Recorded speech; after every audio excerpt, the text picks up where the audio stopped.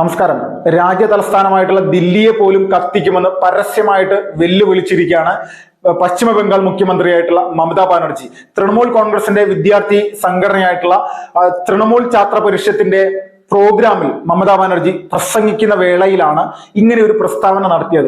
അപ്പോ എന്തുകൊണ്ടാണ് ഈ മമതാ ബാനർജിക്ക് രാജ്യവിരുദ്ധമായിട്ടുള്ള ഒരു പ്രസ്താവന നടത്താൻ വേണ്ടിയിട്ട് ഇതുപോലെ ഒരു ആത്മവിശ്വാസമുള്ളതെന്ന് പറഞ്ഞാൽ, തിരഞ്ഞെടുപ്പിൽ താൻ പരാജയപ്പെടുന്നില്ല, തന്നെ പരാജയപ്പെടുത്താൻ അവിടെ ഒരു രാഷ്ട്രീയ പ്രസ്ഥാനത്തിനും സാധിക്കുന്നില്ല എന്നുള്ളതിന്റെ ഒരു ധാർഷ്ട്യമാണ് ഇവരെ ഇങ്ങനെയെല്ലാം സംസാരിപ്പിക്കുന്നത്. ഈ ഒരു വലിയ ധാർഷ്ട്യം കൊണ്ടു നടന്ന പ്രസ്ഥാനമാണ് പശ്ചിമ ബംഗാളിൽ ഇടതുപക്ഷം എന്നുള്ളതിൽ തർക്കമില്ല. അവരുടെ ധാർഷ്ട്യമാണ് നന്ദിഗ്രാമിൽ നിരവധി കർഷകരെ വെടിവെച്ച് കൊലപ്പെടുത്താൻ പോലുമുള്ള മാനസികാവസ്ഥയിലേക്ക് അവിടുത്തെ ഭരണകൂടം അങ്ങ് മാറിയത്. ആ ഭരണകൂടമാണ് ഇന്ന് ആ ഭരണകൂടത്തിന്റെ ഭാഗമായിട്ട് പ്രവർത്തിച്ചിരുന്ന ആളുകളാണ്, അവരുടെ പ്രവർത്തകരാണ് കേരളത്തിൽ അല്ലെങ്കിൽ ദക്ഷിണേന്ത്യയിലെ പല സംസ്ഥാനങ്ങളിലും വന്ന് പൊറോട്ട എല്ലാം അടിച്ച് അല്ലെങ്കിൽ ഇവിടെ കൂലിപ്പണി എടുത്തൊക്കെ ജീവിച്ചു പോകുന്നത്. അത്രക്ക് വലിയ രീതിയിലുള്ള പ്രവർത്തനങ്ങളാണ് ഒരു സമയത്ത് ഇടതുപക്ഷം പശ്ചിമ ബംഗാളിൽ നിരന്തരമായിട്ട് നടത്തിയിരുന്നത്. അപ്പോൾ അതേ ഒരു സാഹചര്യത്തിൽ അതിന്റെ ഇരട്ടിയായിട്ട് പ്രവർത്തിക്കുകയാണ് ഇന്ന് മമതാ ബാനർജി എന്നുള്ളത് ഒരു തർക്കമില്ല. എന്തുകൊണ്ട് ദില്ലി കത്തിക്കുമെന്ന് മമതാ ബാനർജി പറഞ്ഞിരിക്കുന്നു എന്നുള്ളതിന്റെ ഒരു പുറകിലുള്ള കാര്യങ്ങൾ, അല്ലെങ്കിൽ എന്താണ് ഞാൻ ഇങ്ങനെ പറയാൻ എന്നെ ഇത്ര പ്രകോപിപ്പിച്ചത് എന്നുള്ള രീതിയിൽ മമതാ ബാനർജി പറയുന്നത്, പശ്ചിമ ബംഗാൾ കത്തിക്കാൻ മോദി ശ്രമിച്ചുകൊണ്ടിരിക്കുകയാണ് എന്നാണ് പറയുന്നത്. മോദി പശ്ചിമ ബംഗാൾ കത്തിക്കാനായിട്ട് മോദിക്ക് എന്തെങ്കിലും വേറെ പ്രശ്നങ്ങളുണ്ടോ എന്നറിയില്ല. ഇന്ത്യ മഹാരാജ്യത്തുള്ള ഒരു സംസ്ഥാനത്തെ ഇതുപോലെ ആക്കാനായിട്ട്, എങ്ങനെയാണെങ്കിൽ ജമ്മു കാശ്മീർ കത്തിക്കണ്ടേ എന്നുള്ളൊരു ചോദ്യമുണ്ടല്ലോ. ജമ്മു കാശ്മീരിൽ എങ്ങനെയാണ് അവിടുത്തെ ഭീകരവാദത്തെ അടിച്ചമർത്താൻ, ഒരു പരിധി വരെ ഭീകരവാദികളുടെ പ്രവർത്തനത്തെ ഇല്ലായ്മ ചെയ്യാൻ നരേന്ദ്രമോദിക്ക് സാധിച്ചതെന്ന് നമ്മൾ നോക്കുമ്പോൾ, നമ്മൾ മനസ്സിലാക്കുമ്പോൾ അതിൽ ഒരു കാര്യം മാത്രമേ ഉള്ളൂ. രാജ്യത്തിന് ഭീഷണിയാകുന്ന തരത്തിൽ ഒരു സംസ്ഥാനത്ത് അവിടുത്തെ വിധ്വംസക പ്രവർത്തനങ്ങൾ നടക്കുന്നുണ്ടെങ്കിൽ അതിനെ വളരെ നിസ്സാരമായിട്ട് തന്നെ ഇല്ലായ്മ ചെയ്യാൻ വേണ്ടി സാധിക്കും. അതിനുള്ള കരുത്ത് നമ്മുടെ സൈനികർക്കും പോലീസിനും ഭരണ സംവിധാനത്തിനും നിയമത്തിനുമുണ്ട്.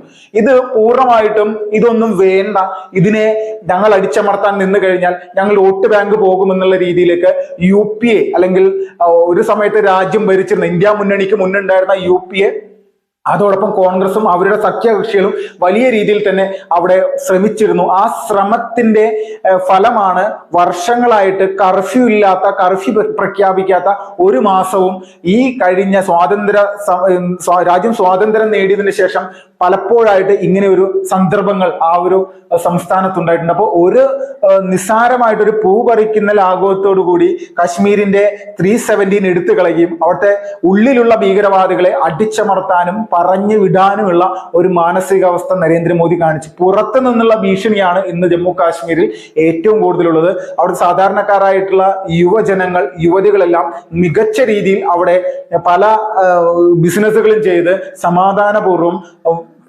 പ്രവർത്തിച്ച് അല്ലെങ്കിൽ ജീവിച്ചു പോകുന്ന ഒരു സാഹചര്യം ഉണ്ടാക്കിയത് നരേന്ദ്രമോദിയാണ്. ഇപ്പോൾ ബംഗാളിലെയും അവസ്ഥ ഇതിന് സമാനമായിട്ട് തുടരുകയാണ്. എന്താണ് പശ്ചിമ ബംഗാളിന്റെ നിലവിലെ സിറ്റുവേഷൻ? അവിടെ ഒരു തൃണമൂൽ കോൺഗ്രസ് എന്ന് പറയുന്ന രാഷ്ട്രീയ പ്രസ്ഥാനത്തിന് എതിരാളികളായിട്ട് നിൽക്കുന്ന BJP ആയിക്കോട്ടെ, ഏത് രാഷ്ട്രീയ പ്രസ്ഥാനമായിക്കോട്ടെ, അവർക്ക് അവിടെ സ്വതന്ത്രമായിട്ട് പ്രവർത്തിക്കാൻ സാധിക്കില്ല. പശ്ചിമ ബംഗാളിൽ തൃണമൂൽ കോൺഗ്രസിന് ഒപ്പം നിൽക്കുന്നത് ഇന്ത്യ മുന്നണിയിൽ പെടുന്ന കോൺഗ്രസും CPM ഒക്കെ തന്നെയാണ്. അവർ പല രീതിയിലാണെങ്കിൽ പോലും അവിടെ യഥാർത്ഥത്തിൽ അവിടെ ഒരു BJP എന്ന് പറയുന്ന രാഷ്ട്രീയ പ്രസ്ഥാനം വിജയത്തിലേക്ക് എത്തുമെന്നുള്ള സാഹചര്യത്തിൽ ഇവരെല്ലാവരും ഒന്ന് തന്നെയാണ്. ദേശീയ തലത്തിൽ ഇന്ത്യ മുന്നണിയുടെ ഭാഗമാണ് തൃണമൂലും എല്ലാ സംവിധാനങ്ങളും അല്ലെങ്കിൽ മറ്റ് രാഷ്ട്രീയ പാർട്ടികളെല്ലാം എന്നുള്ളതിൽ ഒരു തർക്കവുമില്ല. അപ്പം ഇത് നിരന്തരമായിട്ട് ഇതിനെ ചൂഷണം ചെയ്യാനായിട്ട് പശ്ചിമ ബംഗാൾ മുഖ്യമന്ത്രിക്ക് സാധിക്കുന്നുണ്ട് എന്നുള്ളതിൽ ഒരു യാഥാർത്ഥ്യമാണ്. BJP മാത്രമാണ് അവർക്കെതിരെ പ്രതികരണവുമായിട്ട് വന്നുകൊണ്ടിരിക്കുന്നത്. ഇപ്പോൾ ബംഗാൾ മുഖ്യമന്ത്രി പറയുന്നത് ബംഗാളിനെ കത്തിക്കാൻ നരേന്ദ്രമോദി ശ്രമിക്കുന്നു എന്നാണ്. എന്താണ് നരേന്ദ്രമോദി ശ്രമിച്ചത്? ഒരു യുവ ഡോക്ടറെ ഹോസ്പിറ്റലിന്റെ അകത്ത് കയറി ഒരു കൂട്ടം ആളുകൾ മൃഗീയമായിട്ട് പീഡിപ്പിച്ച് കൊലപ്പെടുത്തി. എത്ര പ്രതികളെ അറസ്റ്റ് ചെയ്തു? അല്ലെങ്കിൽ എന്ത് നടപടിയാണ് ആ പ്രതികൾക്ക് നേരെ ഉണ്ടായത്? നിരന്തരമായിട്ട് തങ്ങളുടെ പ്രവർത്തകർ നടത്തിക്കൊണ്ടിരിക്കുന്ന ആക്രമണങ്ങൾ സ്ത്രീകൾക്ക് നേരെയുള്ള പീഡനമാണെങ്കിൽ പോലും ആ പീഡനങ്ങളെ പൂർണ്ണമായിട്ടും പിന്തുണക്കുന്ന നിലപാടാണ് ഇവിടെയുള്ള അല്ലെങ്കിൽ തൃണമൂൽ കോൺഗ്രസിന്റെ മുഖ്യമന്ത്രിക്കും അവരുടെ ഭരണ സംവിധാനത്തിനും ഉള്ളതെന്നുള്ളതിൽ ഒരു തർക്കവുമില്ല. അപ്പോൾ ഇത് നിരന്തരമായിട്ട് നമ്മുടെ രാജ്യത്ത് ഇങ്ങനെ അല്ലെങ്കിൽ ഒരു സംസ്ഥാനത്ത് ചെയ്തു പോരുന്ന സമയത്ത് സ്വാഭാവികമായിട്ട് ജനങ്ങളുടെ ഭാഗത്ത് നിന്ന് ശക്തമായിട്ടുള്ള പ്രതികരണങ്ങൾ, പ്രതിരോധങ്ങൾ ഉണ്ടാകുമെന്നുള്ളതിൽ തർക്കമില്ല. ആ വിഷയം തന്നെയാണ് യഥാർത്ഥത്തിൽ ഇപ്പോൾ ബംഗാളിൽ നടന്നുകൊണ്ടിരിക്കുന്നത്. എത്രത്തോളം വലിയ രീതിയിൽ ഒരു സംസ്ഥാനത്തിന്റെ ആഭ്യന്തരമായിട്ടുള്ള കാര്യങ്ങളിൽ വലിയ രീതിയിൽ കലഹങ്ങൾ ഉണ്ടാക്കാനായിട്ട് ഒരു മുഖ്യമന്ത്രിക്ക് സാധിക്കുന്നുണ്ടോ, ആ ഒരു മുഖ്യമന്ത്രിയുടെ പേരാണ് മമതാ ബാനർജി എന്നുള്ളതിൽ തർക്കമില്ല. പരസ്യമായിട്ട് ഉത്തർപ്രദേശും ബീഹാറും ആസാമും അതോടൊപ്പം തന്നെ ദില്ലിയും അടക്കം കത്തിക്കുമെന്ന് പരസ്യമായിട്ട് പറഞ്ഞിരിക്കുകയാണ് തൃണമൂൽ കോൺഗ്രസിന്റെ മുഖ്യമന്ത്രിയായിട്ടുള്ള ഈ മമതാ ബാനർജി. അപ്പോ എത്രത്തോളം അസഹിഷ്ണുത ഈ സ്വന്തം രാജ്യത്തോടും ഇവിടുത്തെ ഭരണകൂടത്തോടും ഒരു മുഖ്യമന്ത്രിക്ക് ഉണ്ട് എന്നുള്ളതിൽ ഒരു തർക്കവുമില്ല. ഇവരുടെ പുറപ്പാട് എന്താണെന്ന് വെച്ചാൽ വരാനിരിക്കുന്ന പഞ്ചായത്ത് തെരഞ്ഞെടുപ്പായിക്കോട്ടെ, നിയമസഭാ തെരഞ്ഞെടുപ്പായിക്കോട്ടെ, ഇതിലെല്ലാം തങ്ങളുടെ രാഷ്ട്രീയ പാർട്ടിക്ക് ഒരു പ്രതിസന്ധി ഉണ്ടാകാൻ ബംഗാളിൽ പാടില്ല. പ്രതിസന്ധി ഉണ്ടായിക്കഴിഞ്ഞാൽ അതിനെ മറികടക്കാനായിട്ട് തനിക്ക് ജിഹാദി ഗ്രൂപ്പുകളുടെ വലിയ പിന്തുണ വേണം. ഭീകരവാദികളുടെ പിന്തുണയിലാണ് ഇവരുടെ ഏറ്റവും വലിയ ആത്മവിശ്വാസം എന്നുള്ളതിലും തർക്കമില്ല. ഈ ആത്മവിശ്വാസം എത്രത്തോളം ഇവർ മുന്നോട്ട് കൊണ്ടുപോകുന്നു അത്രത്തോളം വലിയ വലിയ കുഴിവെട്ടി താൻ ആ കുഴിയിലേക്ക് ചാടിക്കൊണ്ടിരിക്കുകയാണെന്നുള്ള കാര്യം മമതാ ബാനർജി മനസ്സിലാക്കുന്നില്ല.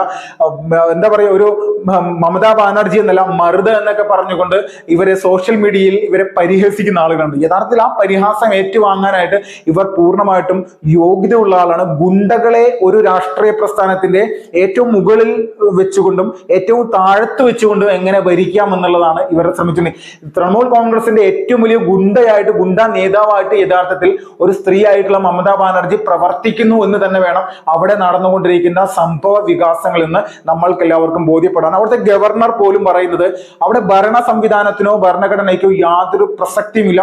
സ്ത്രീകളെ ആക്രമിക്കുക, മറ്റ് രാഷ്ട്രീയ പാർട്ടികളുടെ നേതൃത്വത്തെ ആക്രമിക്കുക, അവരുടെ വീടുകൾ ആക്രമിക്കുക, അവരുടെ സ്ഥാപനങ്ങൾ ആക്രമിക്കുക, ഇതുപോലുള്ള കലാപരിപാടികൾ നടത്തുക. ഒരു പഞ്ചായത്ത് തെരഞ്ഞെടുപ്പ് ഉണ്ടായാൽ പോലും ഒരു വാർഡിൽ മത്സരിക്കാൻ ഒരു സ്ഥാനാർത്ഥി തൃണമൂൽ കോൺഗ്രസിനല്ലാതെ മറ്റൊരു സ്ഥാനാർത്ഥി വന്നാൽ ആ സ്ഥാനാർത്ഥിയെ പരസ്യമായിട്ട് വെടിവെച്ച് കൊല്ലുക, കൊന്നു കെട്ടിത്തൂക്കുക, അവരുടെ ഭാര്യയെയും കുട്ടികളെയും ക്രൂരമായിട്ട് പീഡിപ്പിക്കുക, അവരുടെ വീടുകൾ ആക്രമിക്കുക.